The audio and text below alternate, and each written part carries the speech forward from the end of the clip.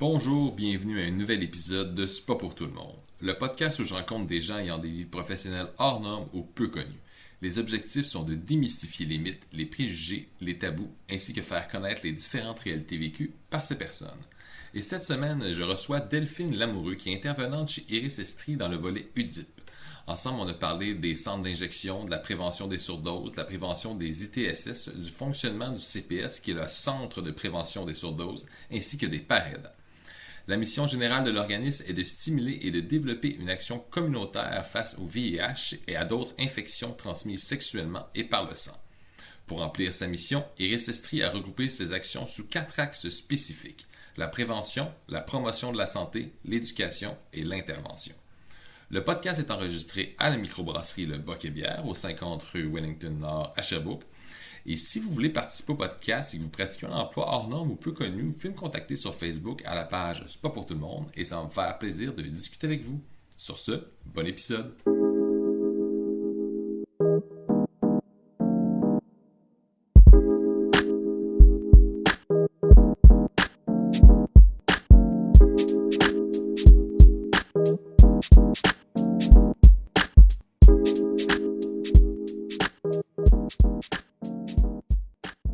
Tu savais qu'ils viennent d'ouvrir le Checkpoint aussi? Non.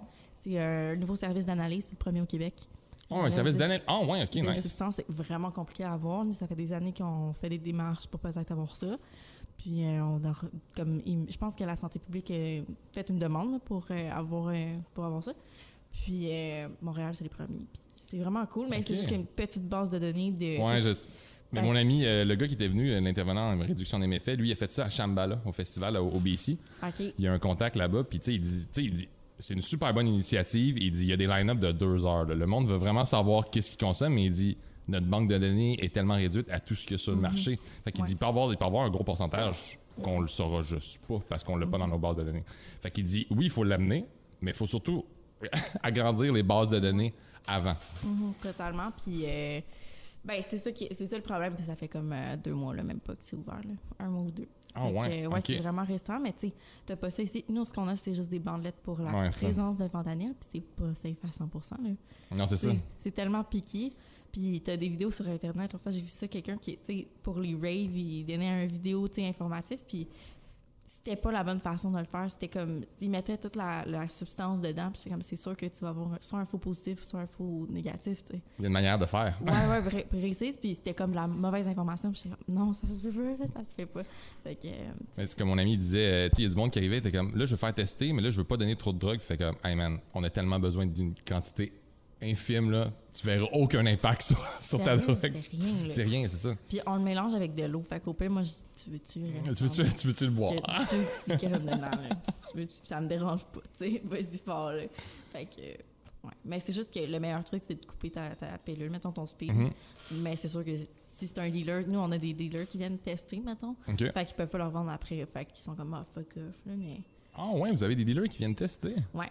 Ah ouais, OK. Ah, c'est nice, ça. Ben, c'est vraiment cool. Tu sais, tu te dis, hey, au moins, tu te préoccupes de ta batch, là. Mhm. Mais il y en a qui c'est juste pour se backer, mais comme j'ai dit, c'est pas un test qui est 100% fiable, fait que... Ah, c'est comme quand tu me contais que genre vous aviez eu des batchs que le monde disait, ouais, ça a l'air qu'il y a du vite de néon dedans. Ouais, ça, c'est parce qu'on l'envoyait se faire tester par je sais pas trop quelle place, avant que j'arrive, en fait. Puis, tu sais, c'est ça quand je me faisais compter de la vitre de néon, là, ça se casse. Puis, il y a des places, là, des écoles il faut qu'ils brisent déjà les néons parce qu'il y a du monde qui veulent ça, genre. Pour vrai, là, il y a du monde qui vont voler ça parce que je sais pas qu'est-ce que c'est la vitre de néon, genre, Ouais. mais sûrement une substance qui fait en sorte que ça se coupe bien, là. Puis, tu sais, quand tu sniffes du speed ou de la coke, des fois, tu te dis, ah, si je saigne du nez, c'est de la bonne, mais c'est pas ça. du tout, là. Il me semble que j'ai jamais entendu ça, je saigne du nez, c'est de la bonne. Ben, ça veut dire que c'est de la bonne batch. Pas vraiment. Non, moi, je suis pas sûr de ça, justement. C'est pas vraiment Si je ça. saignerais du nez, je fais comme, ah, je suis pas sûr de la qualité de Non, qu'est-ce que c'est j'ai ça. en ce moment. Ça me semble que ça brûle trop, là, Ouais, tu sais. c'est ça. Est-ce que ça tourne, Mister? Yes? Bienvenue au podcast C'est pas pour tout le monde. Cette semaine, je reçois une intervenante de chez Iris Estrie qui travaille pour le volet CPS, le Centre des surdoses, Delphine Lamoureux. Ça va bien? Ben oui, toi? Ben oui, ça va très bien. Avant d'entrer un peu dans le vif du sujet, j'aimerais ça que tu nous expliques un peu c'est quoi ton parcours scolaire ainsi que les jobs que tu as eus avant d'arriver chez Iris Estrie. Ouais, ben moi, c'est tout récent. Là. Je viens de finir, en fait, l'école en juin dernier. Mais j'ai fait la technique en travail social. Puis, ça fait 2 ans, par contre, que je suis intervenante. J'ai travaillé dans une résidence en santé mentale. Puis, ben mon parcours m'a mené chez Iris Estrie. J'ai fait mon stage, ils m'ont engagé pendant mon stage. Puis, ils m'ont engagé après aussi. Fait que j'ai plein de tâches connexes là-bas. Là. OK. Puis c'est quoi exactement le CPS? C'est quoi leur objectif? Puis c'est quoi l'aide qu'ils peuvent apporter? Bien, le CPS, c'est un centre de consommation supervisé. Fait que les gens peuvent venir consommer sur place par injection, par prisage, puis sniffer, ou préparer toutes leurs substances, leur matériel de consommation. Sinon, ils peuvent tester leur kit, ils peuvent aller venir chercher de l'information ou des trousses de naloxone aussi. Fait que c'est tout concernant la réduction des méfaits entourant la consommation. Fait que c'est un centre qui est par contre temporaire, qui a une exemption temporaire qui va finir techniquement l'année prochaine. Okay. Donc, est-ce qu'on ça va être comme continuer? On ne sait pas encore. Comment tu vas chercher ça, une exemption? C'est par des grandes démarches. C'est vraiment long à faire. La première, c'est pas moi qui l'ai faite parce que j'étais pas encore chez Iris, mais c'est vraiment, faut que tu ailles chercher des demandes d'appui. Faut que tu fasses un plan très clair de c'est quoi que tu veux baliser pour ce site-là. Puis, premièrement, nous, le petit bémol, le plus qu'on a eu, en fait, c'est qu'il y a eu la pandémie. Oui. Donc, ils ont fait, il y a vraiment un besoin d'avoir un centre, là, mais on va donner plein d'exemptions temporaires. On ne sait pas si le service va être perduré après, mais on va donner ces services-là pareil. Donc, ça a permis en quelques mois, on a pu mettre sur pied un site temporaire. Là. Je sais en 1 mois ou 2, là, ça a été fait. Puis d'habitude, ça prend beaucoup plus longtemps que non, mais ça. je suis venu voir en plus de ça vos installations, puis vous êtes bien installés, là, vraiment. Là. Oui, puis rapidement, puis on n'était même pas sûr de l'avoir, puis c'était déjà tout installé pour comme faire du poids aussi dans la balance. On est prêt, là, tu sais. Okay. Il a fallu réorganiser nos bureaux, puis en même temps, nous, Iris n'est pas toute seule qui a créé le CPS. C'est plein d'organismes. On a le Partage Saint-François, qui est le refuge pour les personnes en situation d'itinérance. Il y a l'Arche, qui est un accompagnement pour les personnes qui vivent avec le VIH ou l'hépatite C. Ouais. Elixir, qui est un organisme pour les femmes dans le milieu festif, qui va vraiment viser les dépendances, en fait. Puis, j'en oublie un, j'imagine. Il y avait la Chaudronnée au début, là, le journal de rue, en fait. Ouais. Puis les travailleurs de rue aussi, la coalition de travail de rue. OK. Fait que là, ça veut dire que dans les dernières années, depuis le début du COVID, il y a plusieurs petits centres d'injection qui ont ouvert au Québec, qui vont peut-être refermer bientôt. Oui, mais il y en a plein qui ont aussi fait leur démarche pour avoir une exemption permanente aussi. OK. Oui. Mettons à Gatineau, en Outaouais, il y a un site, je me rappelle plus, les CIPTO, qui ont ouvert, puis qu'en fait, ils vont avoir une exemption probablement permanente. Là, okay. Eux, c'est parce qu'il y a plusieurs sortes aussi de démarches à faire. Nous, on l'a fait avec notre santé publique. Eux, ils l'ont fait avec leur ville. Fait que ça dépend vraiment... Tu peux le faire. Il y a différentes démarches à prendre. Oui. Okay. T'as Québec qui l'a fait avec leur CIUS aussi. Fait que, OK. Oui. Fait que c'est avec les services intégrés. Fait que c'est une autre approche aussi. Là. Okay. Puis avant la pandémie, y en avait-tu juste à Montréal ou il y en avait d'autres? Il y avait c'était pas mal plus concentré Cactus, à Spec de rue puis Dopamine. C'était pas mal ça qu'il y avait? Oui. Okay. Puis ça, c'est sûr que c'est un bel exemple à suivre parce qu'eux, ils ont un service qui fonctionne super bien. Mm-hmm. C'est juste que dans des régions plus éloignées comme nous, c'est pas la même réalité. C'est sûr que non. C'est vraiment pas la même affaire. Fait qu'il faut vraiment adapter à notre milieu. On peut pas prendre le même discours qu'eux autres, là, les mêmes... Non, mais c'est 2 millions d'habitants puis 160 000. Fait que... c'est pas la même affaire, là. Puis, en même temps, c'est que ça fait longtemps qu'à Sherbrooke, il y a de la consommation. C'est comme à Montréal. Mm-hmm. Mais l'intervention auprès des consommateurs est différente aussi. Fait que c'est pas nécessairement dans la culture de consommer, le rituel de consommation des gens, d'aller se déplacer jusqu'au centre-ville, chez nous, pour venir se faire regarder par quelqu'un pour consommer, t'sais. Si quelqu'un, ça fait 10 ans qu'il s'injecte, il ne verra pas le point de venir me voir moi, là, tu sais.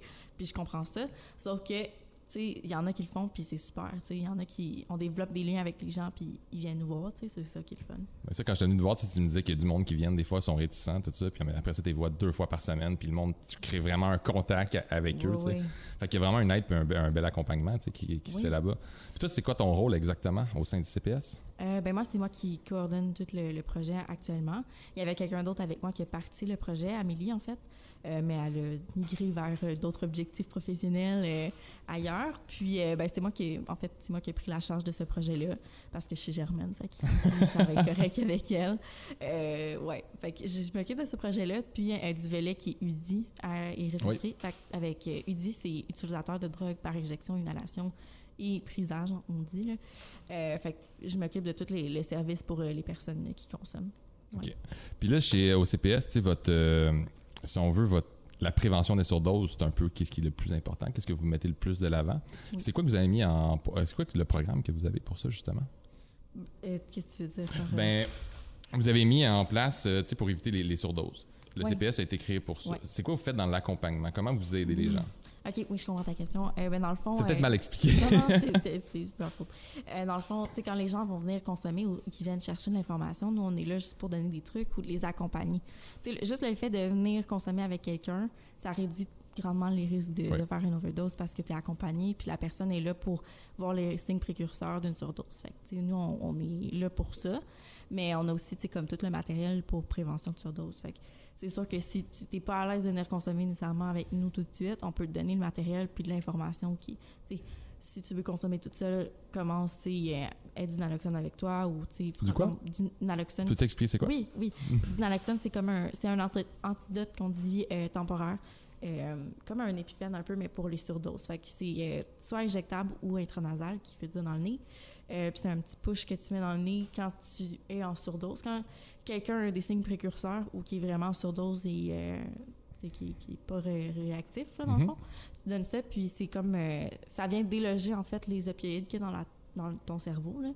C'est comme compliqué à expliquer, mais dans le fond, ton cerveau, quand il y a trop d'opioïdes, ça bloque un peu tes synapses. Puis ce que ça fait, c'est que tu tombes en arrêt respiratoire. Okay. C'est vraiment ça, une surdose, c'est un arrêt respiratoire. Fait que quand tu as des signes précurseurs ou que tes synapses sont vraiment comblées par toutes les opioïdes, le naloxone, ce que ça vient faire, c'est déloger les opioïdes, mais temporairement. Fait que c'est de 20 à 90 minutes, le temps que tu appelles les urgences pour qu'ils viennent vraiment te prendre en charge, puis... OK.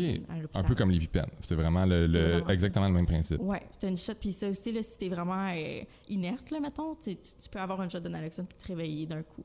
Mais il y en a que ça en prend plus. Là, des fois, 7 doses. Là. Puis dans une trousse, il y en a juste 2. Fait que t'arranges avec ce que t'as, mais on les a gratuitement puis on les donne gratuitement. Fait que vous avez tout le matériel stérile. Fait que si quelqu'un veut de quoi, vous l'avez. Oui, puis on n'est pas comme, mettons, ce qu'on appelle un CAMI, qui est un centre de distribution de matériel d'injection. Il y a des pharmacies, la Chaudronnée qui est à Sherbrooke, mettons, ma cabane qui est le centre de jour, puis il y a nous autres, évidemment, qui on est vraiment un grand distributeur. Les pharmacies vont plus, des fois, vendre leur matériel puis limiter. Fait que quelqu'un veut un kit d'injection, ben il va peut-être avoir droit à un kit ou 2 aiguilles ou, tu sais, vraiment restreint. Comparé à nous, que tu me dis, moi, j'ai une piqûre chez nous, j'ai besoin de 500 aiguilles, mais je vais t'amener le kit puis les poubelles, puis... c'est tout. Là. Oh, ouais. Je t'amène le Maxicop, puis tu sais, c'est parce que t'as les sacs, puis nous, on l'a à l'unité, là, fait qu'on en amène en masse. OK. Ouais. OK. C'est quel type de professionnel qui travaille chez Iris Estrie puis c'est au CPS? Moi, c'est sûr que moi, je suis TTS, techniquement, fait qu'intervenante sociale, mais je te dirais que c'est pas mal ça qui est représentatif à Iris. On a des TES qui étaient des éducatrices spécialisées. On a une TS qui est une travailleuse sociale, puis il y a moi aussi qui est... Puis on a aussi des pères éducateurs puis pères aidants, qui ça, c'est vraiment intéressant. Ouais, j'aimerais ça que tu... Ouais, j'avais la question, on peut en parler tout de suite. On peut en revenir un peu après, si tu veux. Parce on va y aller tout de suite, on est dedans. Oui, OK, bon. Père éducateur, c'est quelqu'un qui vient du milieu, puis qui vient, qui est comme son expérience de vie correspond vraiment à un bagage éducatif un peu, là, qui le mène à être un intervenant aussi. Fait que nous, on a une père éducatrice qui est engagée comme temps plein, qui travaille avec nous, qui est à même titre que moi, une intervenante, qui va faire du terrain, puis du terrain, quand je dis terrain, c'est qu'on va marcher comme un peu les travailleurs de rue. On va dans les parcs, on va dans les milieux, distribuer du matériel. Fait que, elle fait ça, puis elle est vraiment dans l'intervention directe avec les gens, là. C'est super comme approche parce que, en fond, tu prends des personnes qui, des fois, c'est difficile là, de rentrer dans ce milieu-là. L'intervention, c'est assez gros, là, tu sais. Puis les études que ça prend aussi, si tu te dis, moi, je veux faire un bac puis une maîtrise en travail social, c'est pas tout le monde ça te tente, là, tu sais. Mais quelqu'un qui a un bagage, comme comme on a beaucoup à Iris, en fait, là. Ouais, on en a, tu sais. Mais ça fait qu'on est des super intervenants, là, tu sais, aussi. Fait que par aidant, c'est une personne qui, chez nous, c'est pas une personne qui est engagée, mais qui vient nous faire, qui vient en temps bénévole un peu nous aider. Fait qu'on va faire du terrain. Puis les pères aidants, eux, ils sont dans le milieu. Puis, au niveau de la consommation, ils peuvent quand même consommer encore, mais avoir un contrôle un peu plus lousse sur leur consommation qu'un père éducateur, mettons. OK. Je sais pas si... Non, je comprends très bien. Ouais. Puis ce que ça amène, en fait, les parents aidants, c'est qu'ils nous amènent dans d'autres milieux où que moi, de même, je pourrais pas y aller, là, tu sais. Je pourrais pas me présenter pour faire comme « Allô », tu sais. Eux sont plus comme « Hey, ça, c'est mon ami », puis ça facilite vraiment le lien, là. C'est ton intermédiaire, si on veut. Ouais, vraiment. OK, parce que tu m'avais conté que c'est un peu un mythe. C'est moi, j'étais comme, c'est vrai que les gens qui travaillent en toxicomanie, il faut qu'ils aient été toxicomanes ou grands consommateurs. Tu m'avais dit, non, c'est un mythe, mais les pères aidants sont comme pas mal notre porte d'ouverture pour nous, là, parce que sinon, c'est vraiment, vraiment difficile en contact avec ces gens-là. Oui. Parce qu'on a des gens qui vont encore dans ces milieux-là, tu sais, qui vont consommer pareil, tu sais. Fait que c'est pas de dire, hey, t'as pas le droit de consommer. C'est, tu consommes, hey, tu veux-tu montrer ton milieu, ton réseau, puis on va aller distribuer du matériel. Puis quand je suis pas avec toi, ben, tu peux quand même distribuer du matériel, puis juste continuer la mission de cet objectif-là de safe supply, pas safe supplies, mais de distribuer du matériel, tu sais.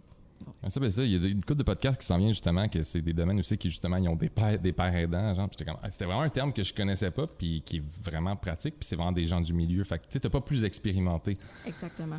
Il y a certains milieux comme mettons au Cactus à Montréal qui est dans les centres de consommation supervisée, le père aidant il est vraiment plus mis de l'avant.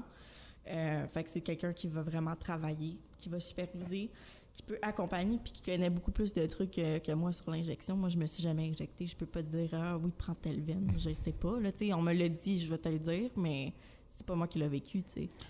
Fait que c'est vraiment cet apport-là que le parrain peut amener. Ça, puis les gens qui vont au CPS, les usagers, est-ce qu'ils s'occupent eux-mêmes de leur drogue ou vous pouvez les accompagner, mettons, dans l'injection ou la préparation, ou c'est vraiment eux qui s'en occupent? Bien, ça dépend du type de site de consommation que tu as. Okay. C'est vraiment particulier. Nous, vu qu'il est temporaire, puis on appelle ça un centre de prévention, pas un site d'injection supervisé, là, qui est comme des nuances. On peut juste accompagner les gens. Je peux pas peser sur le piston puis te rentrer les pieds dans. Puis honnêtement, je le ferai pas parce que je m'offrais c'est sûr, là. Mais je peux t'accompagner dans ton mélange de substances, te guider aussi. C'est arrivé des histoires de quelqu'un qui arrive puis qui veut s'injecter dans des places pas trop propices, là. Fait que j'étais comme, non, on va pas te piquer là. Va pas te piquer là. Tu sais, ton bras, il a de l'air pas pire. Fait que ça peut être ça aussi, ma job, tu sais.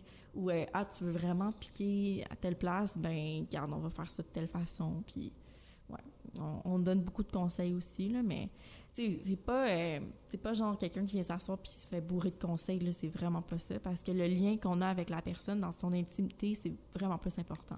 T'sais, à moins que tu réutilises la même aiguille comme 15 fois, là, même 2 fois, je ferais comme non, j'en ai à profusion, calme-toi. Vous n'êtes pas là non plus pour leur taper sa tête. Là. Non, si tu veux qu'ils reviennent justement, que les gens consomment de manière sécuritaire, il faut que tu les écoutes, que tu les accompagnes. Ben, exactement. T'sais.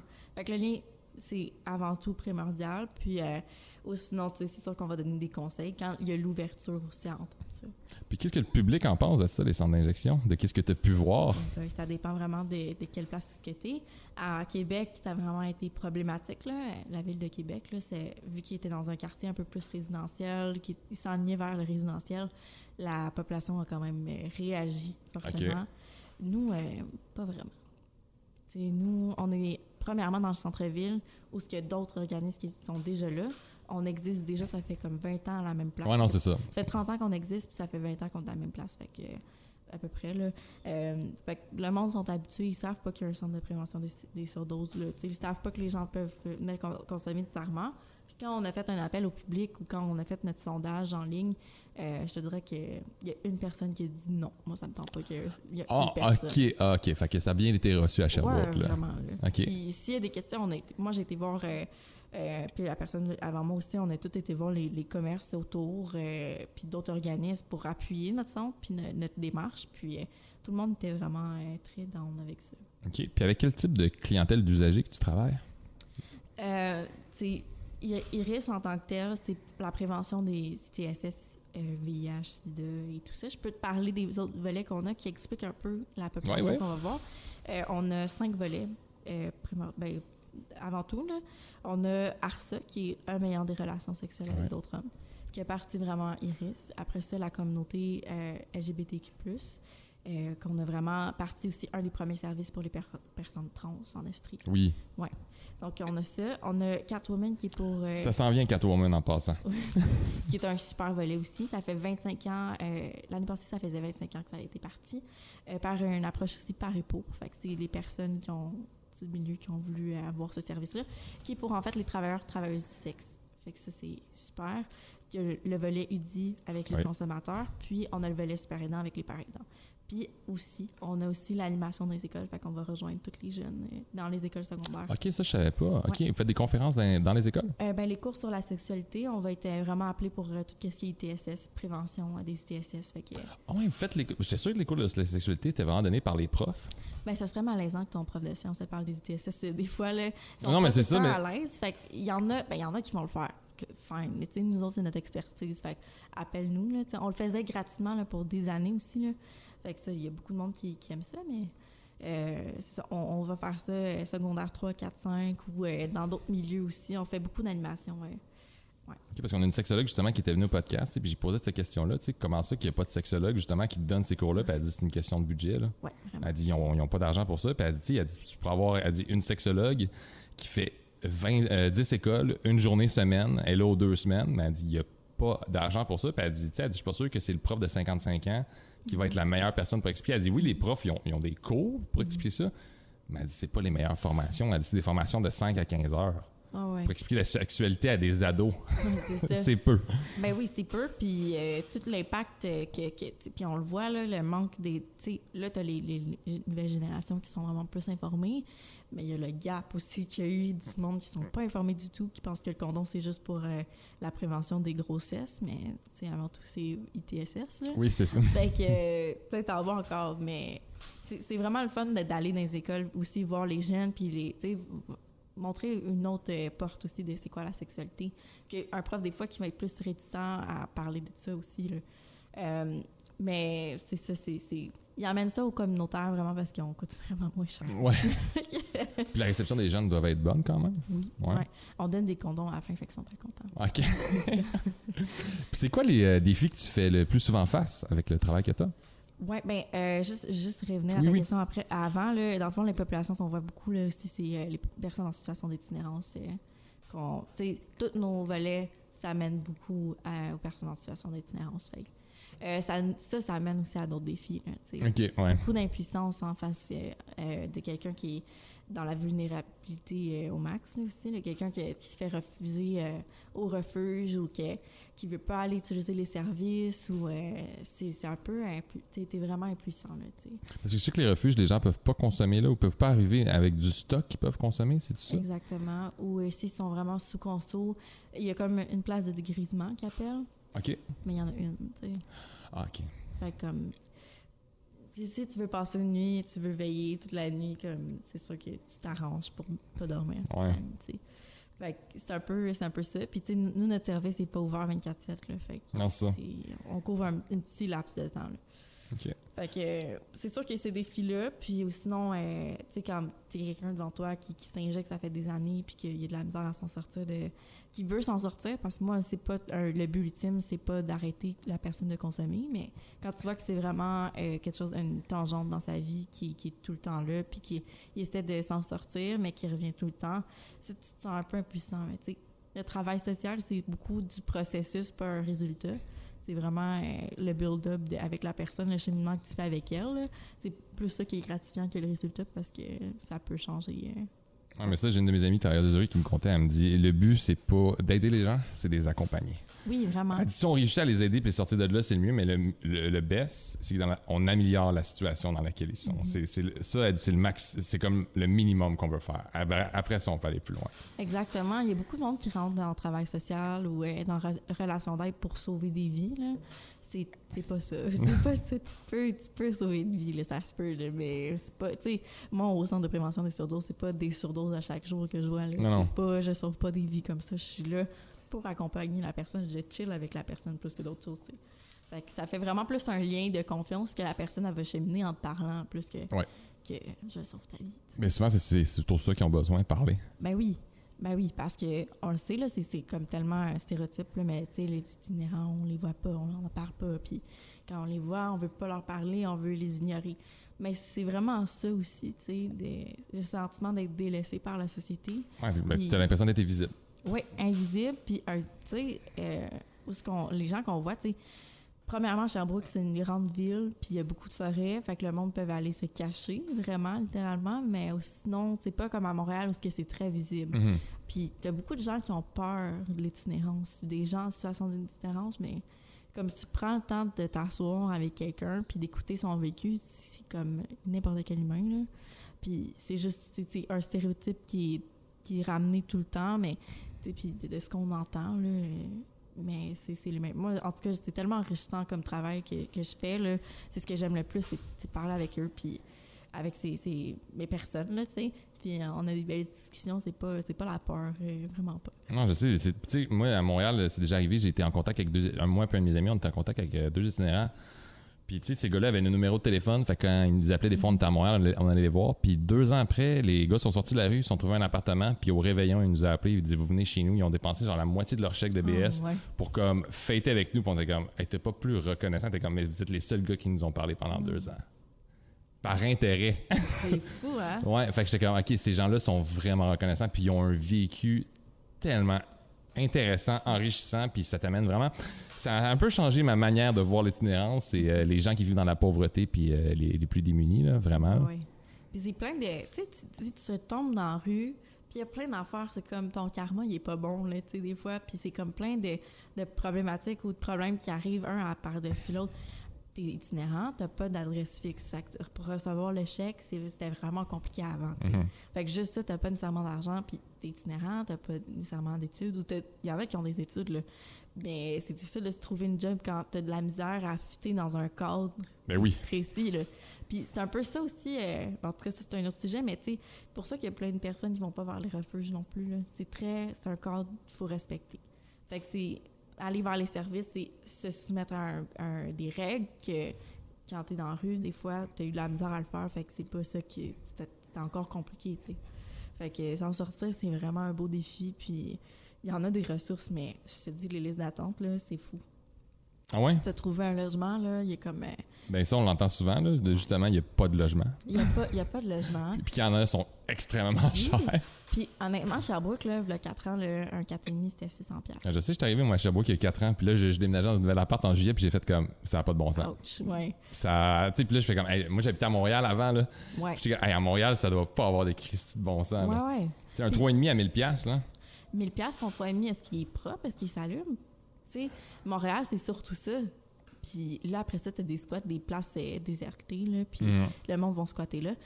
Ben non, gentrification, ils reprennent l'immeuble, puis ils font des nouveaux logements. Fait que, tu sais, c'est plein d'histoires de même que tu t'entends que quelqu'un s'est trouvé, genre, une place où squatter, mais ils se font mettre dehors, ou les seules places qui restent, c'est des places miteuses, là, où tu veux pas te retrouver là. C'est ça, exactement. T'sais. Mais regarde, ça fait partie de la game, puis les gens, c'est des gens très résilients qui ont beaucoup de ressources pour se trouver une place. Sinon, là, mais mettons à Sherbrooke, ça manque. Là, on a des ressources, mais la liste d'attente est tellement grande que ça compte pas tout. Là. Des HLM, c'est décourageant. Oui, c'était décourageant. Puis les gens, on te dit, va vers telle ressource, tu vas t'aider. Puis là, tu dis, ouais, mais tu vas peut-être attendre 1 an. Comme... t'es dans la rue, là. Ouais, ton problème, il est live, puis t'as pas 1000$ à mettre sur un appart, clairement. Non, c'est ça. Fait que c'est fou, c'est vraiment fou. Puis, tu sais, est-ce que t'as une contrainte à l'emploi? Fait que est-ce que ton chèque il est gros? T'as-tu le gros chèque ou t'as le petit chèque qui est comme 680$? Tu vas pas loin avec 180$. Tu vas pas dans un appart. Non, c'est ça. Fait que bonne chance pour te trouver une épicerie après, puis te trouver un appart, une épicerie, puis tout meublé. Puis, tu sais, le monde se fonce. C'est dehors, là, littéralement. Ben, mais c'est vraiment ça. C'est un podcast au droit de sacré. C'est C'est-tu 18 ans et plus, le CPS? Ben écoute, dans le fond, on a fait des protocoles s'il y a du monde mineur qui viennent. Mais tu sais, moi, je t'écarterai pas là, si tu viens, mais si t'es jeune, là, je serais peut-être pas à l'aise de te dire, viens t'injecter. Mais sais, ça, c'est mon malaise à moi, malaise à plein de professionnels, mais je me dis, honnêtement, j'aime mieux que tu viennes consommer dans un endroit safe que dans la rue, puis que tu apprennes, mettons, à t'injecter dans la rue de façon pas nécessairement sécuritaire, là, tu sais. Il y en a, là, c'est des histoires ma collègue, il y avait un jeune qui s'injectait dans l'œil. Dans l'œil, là, c'est que tu n'as plus de place où t'injecter, là. C'est vraiment dangereux. Ok, je savais même pas que ça se pouvait dans l'œil. Ben, non, non, ça c'est... C'est pas un conseil, là. Non, essayez pas ça, mais tu sais, comme... Oui, mais non. Fait que c'est qu'il avait appris dans la rue à s'injecter comme ça. Fait que t'imagines... C'est ces risques-là que ça... Pas que la rue, c'est juste négatif, non. mais c'est... Tu t'injectes comme ton ami que ça fait 10 ans qu'il s'injecte puis qu'il n'y a plus de veine dans les bras qui fonctionne. Ça se peut que tu prennes plus de risques, que ça soit plus dangereux. Mais c'est pas arrivé encore. Mais on a des protocoles en place pour si ça arrive, si un mineur vient, mais c'est plus... c'est plus le conflit éthique. Là, mais mettons, un mineur viendrait pour du matériel. Moi, je donne des condoms gratuitement. Je te donne du matériel stérile, c'est sûr. OK. Ouais. Puis ça arrive, là, des jeunes dans la rue, là, mais... pas des jeunes mineurs, mais des très jeunes. Puis c'est sûr que t'aimes mieux qu'ils viennent chercher ces services-là qui restent tout seuls puis qui s'isolent, tu sais. En venant chez nous, tu sais, on a tellement plein de services aussi, plein d'activités pour essayer de briser l'isolement aussi. Fait que, tu sais, c'est sûr que tu viens chercher du matériel, mais tu vas peut-être aussi pouvoir utiliser d'autres services puis te renseigner encore plus, tu sais. Puis c'est quoi tu trouves le plus dur difficilement, psychologiquement, je veux dire? Ben, comme je t'ai parlé un peu de l'impuissance tantôt, mais tu sais, c'est surtout beaucoup de professionnels qui vont dire, tu sais, la coupure quand t'arrives chez vous, tu sais. Parce que moi, je m'en vais chez nous, je m'en vais me coucher dans mon lit, tu sais, puis j'ai un toit. Ouais. Il y a quelqu'un qui va dormir dehors, je le sais, tu sais. Ça m'est arrivé hier, avant-hier. Une fille, elle s'est fait refuser, puis je savais qu'elle pouvait pas aller à certains spots où ce que d'habitude, les personnes en situation d'itinérance vont être. J'étais comme, bon, ben, tu sais, moi, je suis pas là à l'organisme, tu sais. Il y a un balcon en arrière, tu peux te mettre à l'abri, tu sais. Mais j'arrive chez nous, moi, je dors dans mon lit, là, je suis pas pognée dehors, il faisait frais puis humide, là, tu sais. J'ai pas ces contraintes-là à penser. C'est un peu ça de... Moi, c'est le premier déclic que ça m'a fait, c'est quand je prenais l'autobus l'hiver, puis que j'allais attendre, tu sais, 5 minutes, puis j'avais froid, puis j'avais vraiment froid. Ouais, puis tu fais c'est 24/7 pour eux. Moi, j'y vais dehors, 3 manteaux d'hiver, puis il n'y a pas de ressources ouvertes, là. Puis surtout avec le COVID, vous ne pouvez pas aller dans les restos, vous ne pouvez pas aller se réchauffer nulle part, puis ils n'ont pas l'argent pour se payer des cafés, aller s'acheter de la bouffe, nécessairement. Fait qu'ils sont assis sur du béton dehors avec 3 manteaux, puis c'est comme... Mais juste les canettes, ça a été... Moi, mes canettes, je les mettais tout le temps derrière chez nous, puis il y a une femme qui était venue cogner à mon aide, elle dit « Peux-tu prendre tes canettes, tes bouteilles? » Je suis comme « Ouais, gars, je vais te les mettre là, tu peux les prendre. » Puis quand le COVID est arrivé, la personne a arrêté de passer parce qu'il ne fait plus ramener les canettes. Je regarde, mais c'était leur revenu. Ouais. Le monde bouffait à cause de ça, avec cet argent-là, puis là, C'est fou. Tu sais, je comprends le pourquoi, à cause du COVID, mais au pire, il y a ouvre un centre. Ou une petite place, un petit entrepôt que le monde peut juste amener les sacs puis tu leur donnes de l'argent contre les sacs, mais il y aurait quelque chose qui aurait pu être fait. Là. Puis on parle de quoi, 1 an que le monde n'a pas pu rapporter des canettes et des bouteilles? Puis de contraintes aussi avec la température. Mais tu sais, on parle à Sherbrooke, c'est pas comme à Montréal non plus, encore une fois. Les services sont pas 24/7. Fait que, mettons la chaudronnée, qui est la soupe populaire. Pendant l'hiver dernier, ils ont ouvert une journée par fin de semaine, la chaleur. Mais tu sais, ça, c'est comme 2 heures, mettons. 2-3 heures. Ouais, ça. Ben, après ça, t'es dehors, puis la fin de semaine, puis le soir, il n'y a pas de ressources qui est là pour toi, là. À part le refuge, qu'il faut que t'arrives soit à 5 heures ou à 7 heures. Comme t'es pogné, là, sinon on était froid, là. Mais tu sais, moi, tu le disais tantôt, le monde va dans le bois. Tu sais, moi, j'ai marqué depuis le début du COVID, tu vas dans le bois, puis t'envoies justement des petits spots que le monde se sont montés. Tu sais, moi, il y a une de mes amies qui passait par une place, par le chemin de fer, puis elle dit, à partir du COVID, j'ai fait comme, OK, c'est rendu un petit village, là. C'est vraiment un petit village, tout le monde sont là. Ben là, c'est plus visible. En fait, le track a toujours été bien utilisé, là, mais oui, c'est vraiment plus visible. Les gens... il y a beaucoup plus d'entraide qui se sont vues aussi, en fait, là. Tu sais, t'es pogné dans le froid, là, tu te rallies, là. Moi, j'ai des histoires de comme le refuge, tu peux pas aller au refuge où je suis refusée là-bas, ben on est une gang qui se fait un feu le soir puis qu'on reste ensemble parce qu'il fait moins 40, tu sais. Puis on se colle pour pas avoir froid, mais tu sais, c'est beau de voir ça parce que c'est un type d'entraide, évidemment. Oui. Mais tu te dis, crème, ils sont rendus là pareil. Ben, c'est ça, c'est parce que t'as pas le choix de ça. Ouais. Fait que là, t'es en train de dire que la police pourrait arriver Ah, mais c'est arrivé. La police est arrivée, puis c'était comme rassemblement. Vous avez pas le droit d'étiquette. Puis vous avez fait un feu. Fait que pour vous réchauffer, mais vous avez pas le droit. Ouais. C'est arrivé. Mais là, t'es comme, hey, pour vrai, là. Ah, mais c'est parce que c'est le genre d'intervention que tu peux avoir, puis le lendemain, tu te fais appeler parce que moi, on a trouvé 2 personnes mortes de froid dans le bois. Oui. C'est arrivé à Montréal, là, tu sais. Ouais, non, ça. Puis Sherbrooke, c'est fret, là.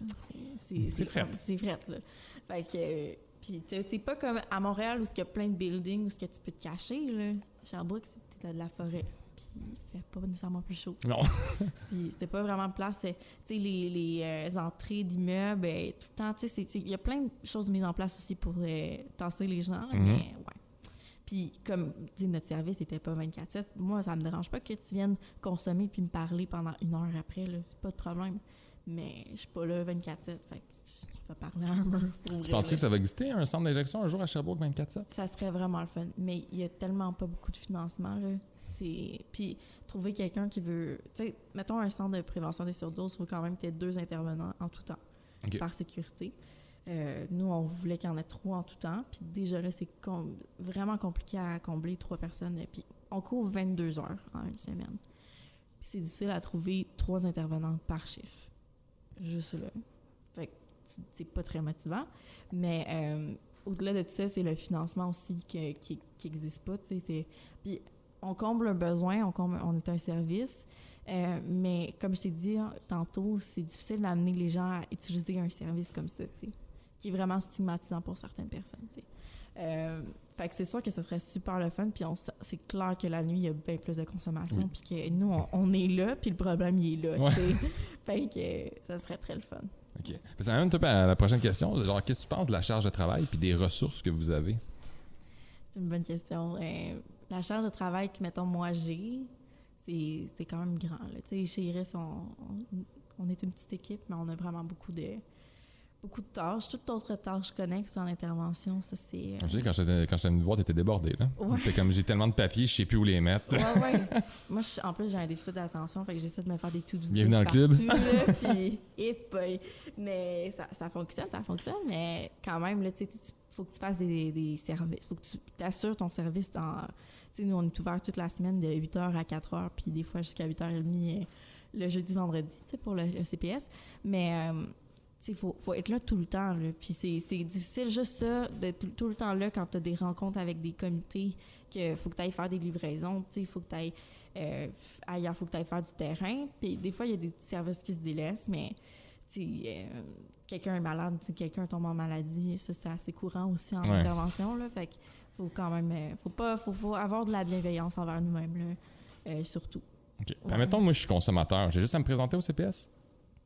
Oui. Tu peux te présenter, je ne vais pas te faire un... moi, c'est l'approche des...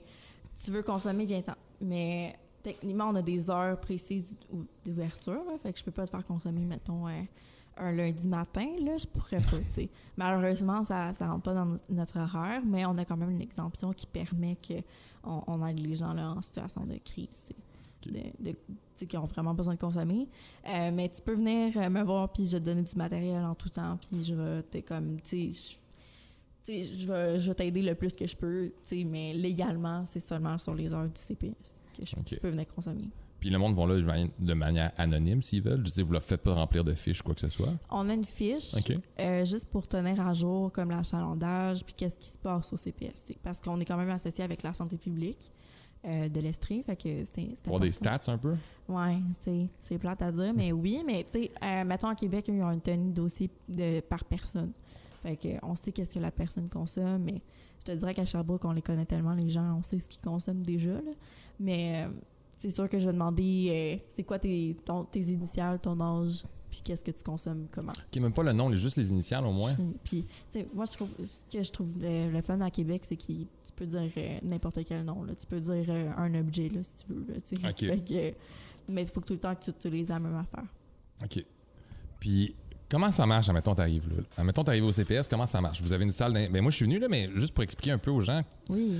T'arrives, t'amènes les gens dans la salle d'injection. Oui, ouais, t'arrives, t'es dans l'accueil où on a plein de matériel, puis il y a tout le temps, il y a quelqu'un qui est à l'accueil qui va t'accueillir, c'est sûr.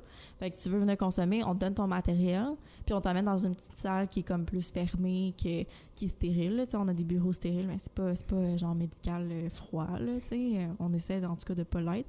Mais t'es là, on peut avoir 2 personnes en même temps avec un rideau par contre pour séparer les deux, puis un intervenant qui est là pour superviser, puis parler, puis on remplit la petite fiche subtilement, puis on la fait signer par la personne. Tu sais, on a un code de vie, il faut qu'ils en prennent conscience aussi. Tu peux pas dealer, tu peux pas me crier après, tu peux pas être tout nu, genre, tu peux pas toutes ces affaires de base, là, tu sais.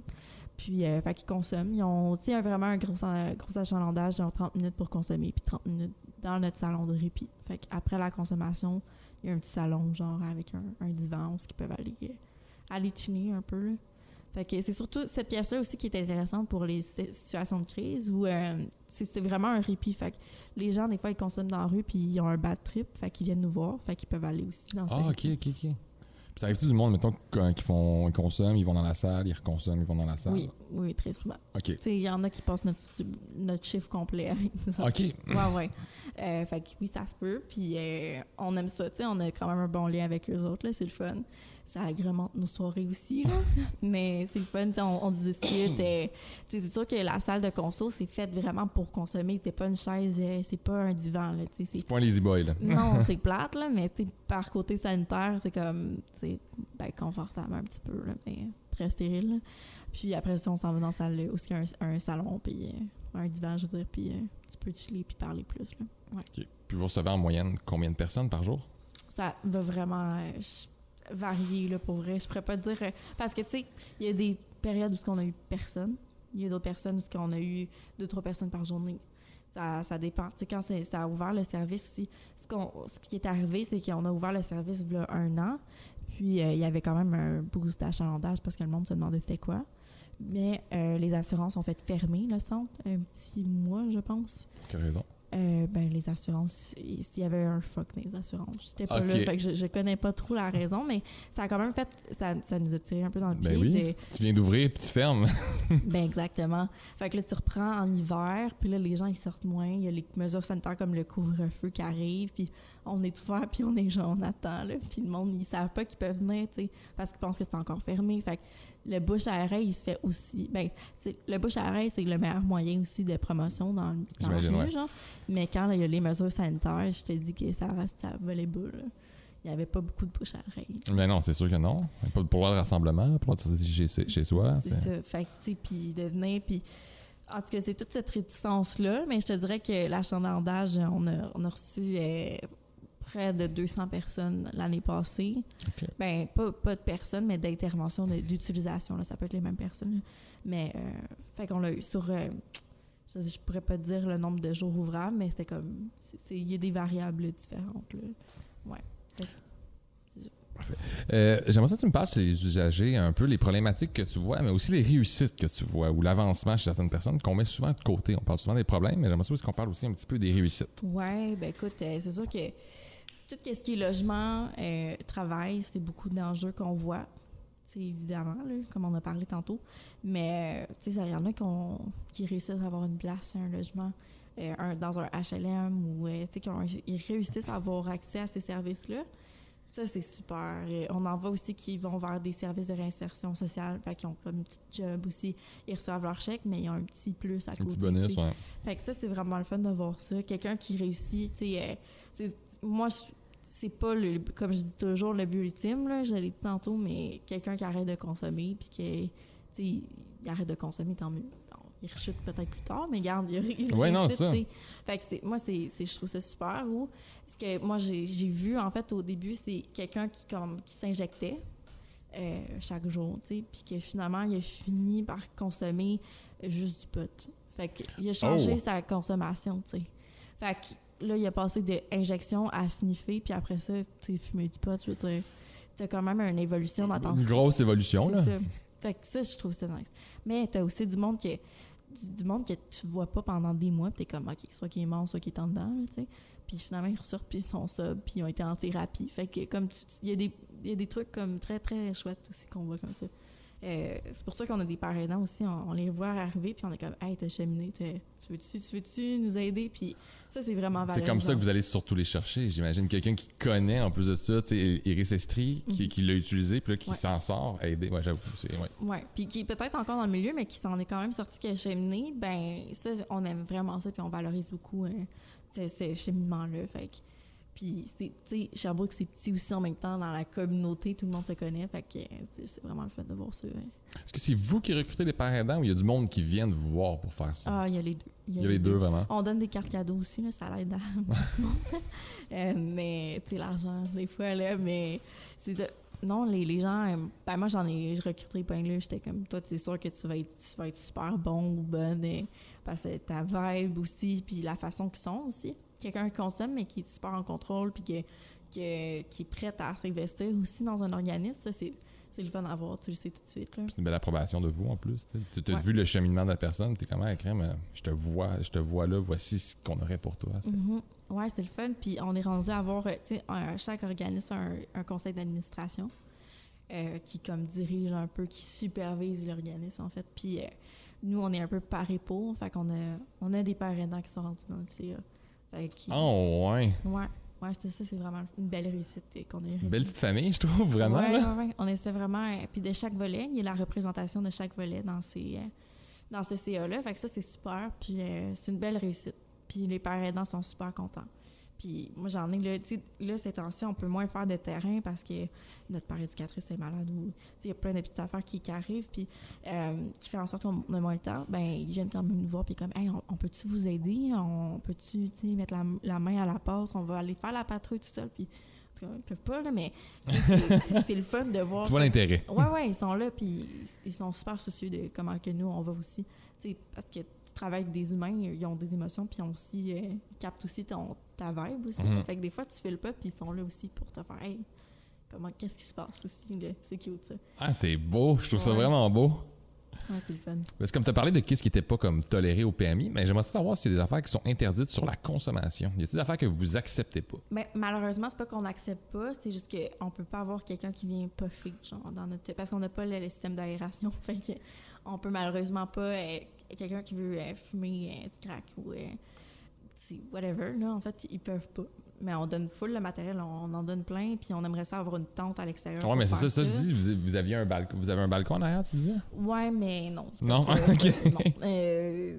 Non, ben, anyway, c'est à côté de notre porte, là, fait que... OK, ouais. Le crack en dedans, c'est pas ce qu'on veut. Mais c'est sûr que ça, c'est une limite qu'on aimerait vraiment franchir parce que c'est vraiment présent à Sherbrooke, là, aussi, là. Okay. Ouais, c'est du matériel qu'on donne beaucoup. Puis, en fait, ce qu'on donne beaucoup parce que tout le monde devrait avoir juste un Pyrex, qu'on appelle une pipe à crack, mettons. Tout le monde devrait en avoir un pour soi parce que si tu le partages, risque TSS aussi, là. Fait qu'on en donne beaucoup. Puis ça salit vite, fait que, OK. Ouais. Mais c'est la limite qu'on a. Ce qui est interdit, ben écoute, comme je t'ai dit, être violent, puis crier après, ou du dealing. C'est sûr que ça serait le fun que ce soit un safe space où que le monde puisse échanger, mais c'est pas ça qu'on préconise vraiment pas. Okay. On peut pas rentrer dans le gamique de rue du tout. Là. OK. Puis, tu sais, on a parlé un peu du COVID, mais j'aimerais ça que tu me parles un peu plus en profondeur de l'impact du COVID sur vous, les intervenants, puis sur les usagers. Ah, mais ça a été intense. Là. Moi, je suis rentrée chez Iris pendant le COVID. Fait que, meilleur moment. Oui, c'était très enrichissant. Ben, c'est beaucoup d'épuisement. Juste approcher un petit peu plus du micro, c'est possible. Beaucoup d'épuisement professionnel. Fait que ça, c'était OK. C'est comme dans n'importe quel organisme qui est ouvert pendant la pandémie ou ce qu'on a les derniers services qui restent ouverts.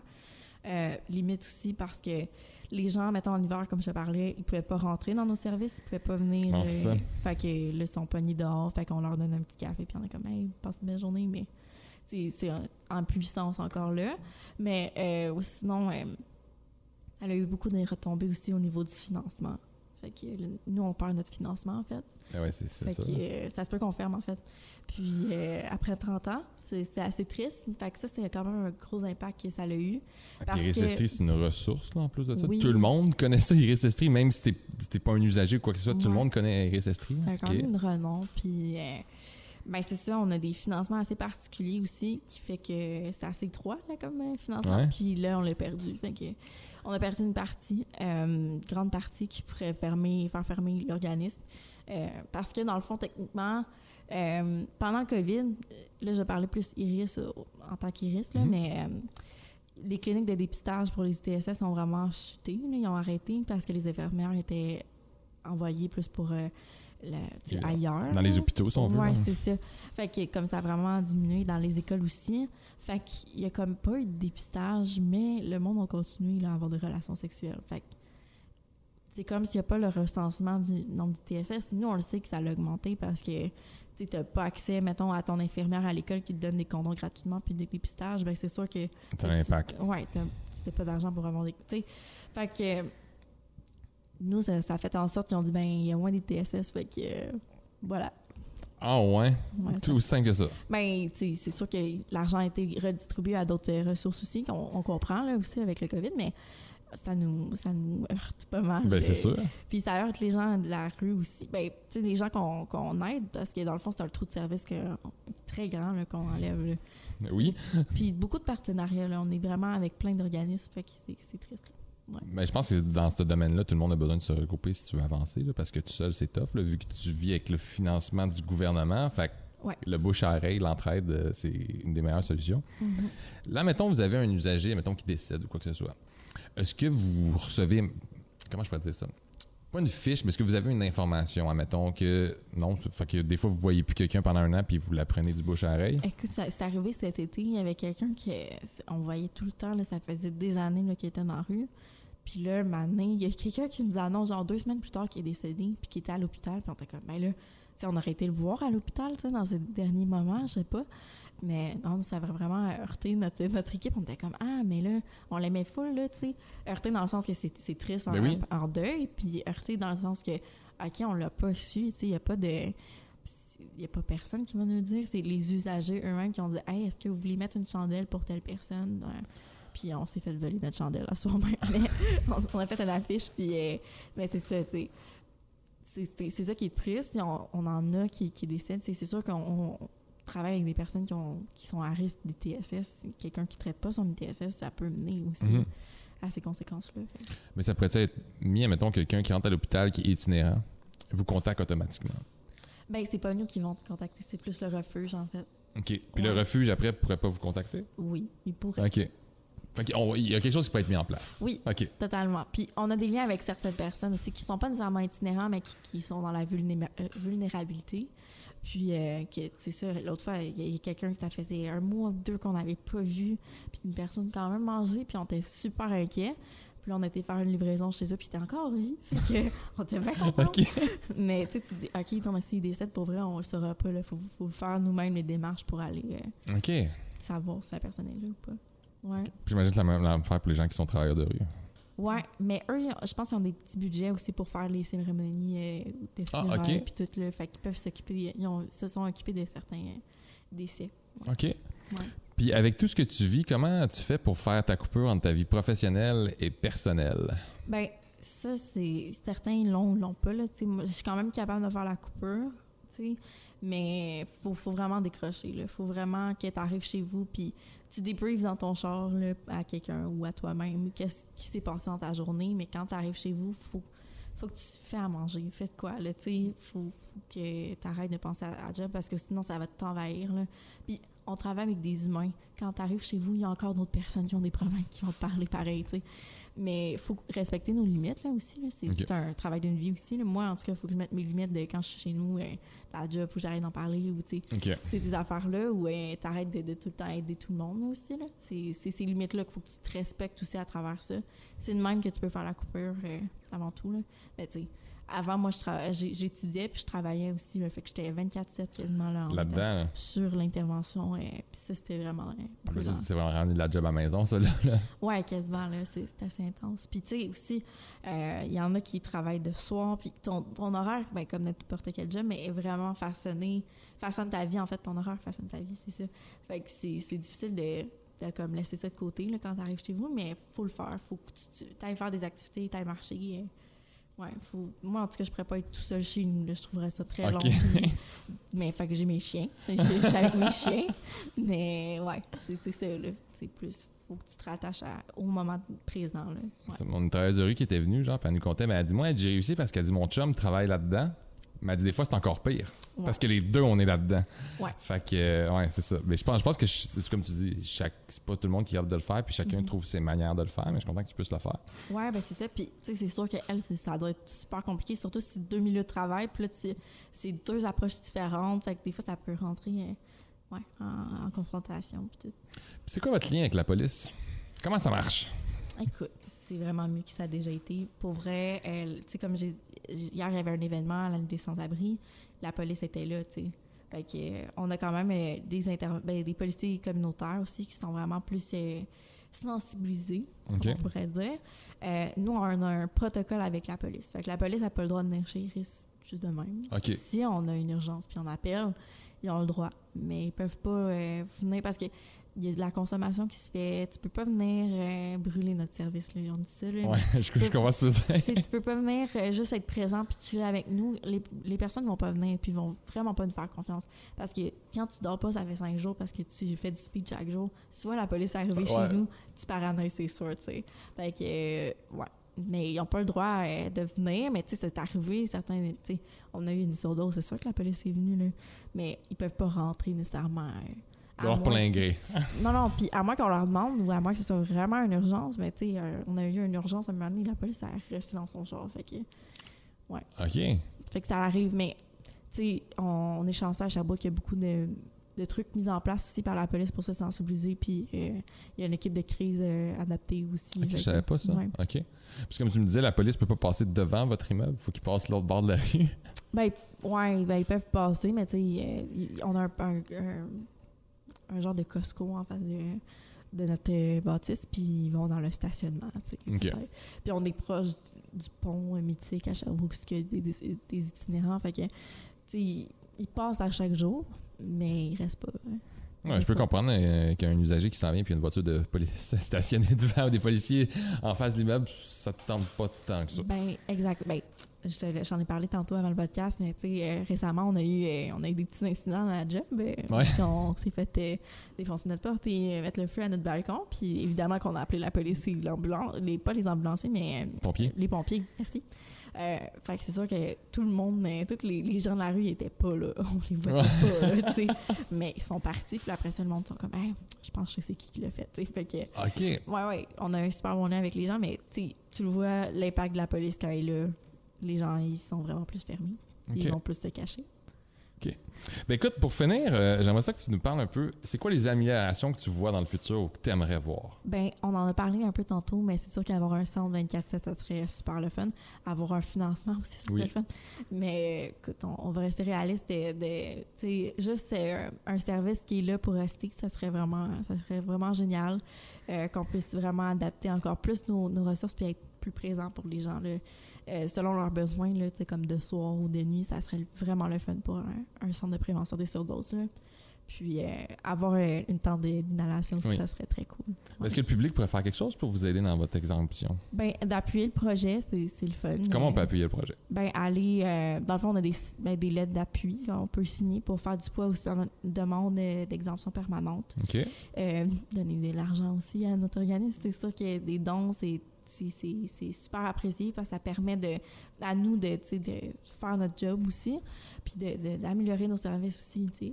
À chaque jour, on a des gens qui viennent nous demander de la bouffe. Nous, c'est pas notre mission, mais il faut avoir de la bouffe pareil. Fait que, c'est des petits détails comme ça que ça l'aide aussi à maintenir notre organisme en vie, là. Ou d'autres organismes aussi. C'est parce que vous avancez tranquillement, mais vous avancez. Ouais, c'est ça.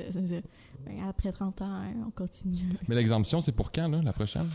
Ben, techniquement, là, avec la situation d'Iris, on le sait pas, là, tu sais. On met ça sur glace, mais c'est sûr qu'on aimerait ça comme, tu sais, l'exemption temporaire finit en septembre prochain, 2022. Donc, on aimerait ça prolonger après, à ce moment-là. Ouais. Ben, écoute, l'avoir permanente. Ben, je vous souhaite vraiment que ça marche. Merci. Vraiment. Ça a été super intéressant. Merci beaucoup. Merci à toi. Merci à Chuck. Merci au Boc. Puis, on se revoit la semaine prochaine. Ciao!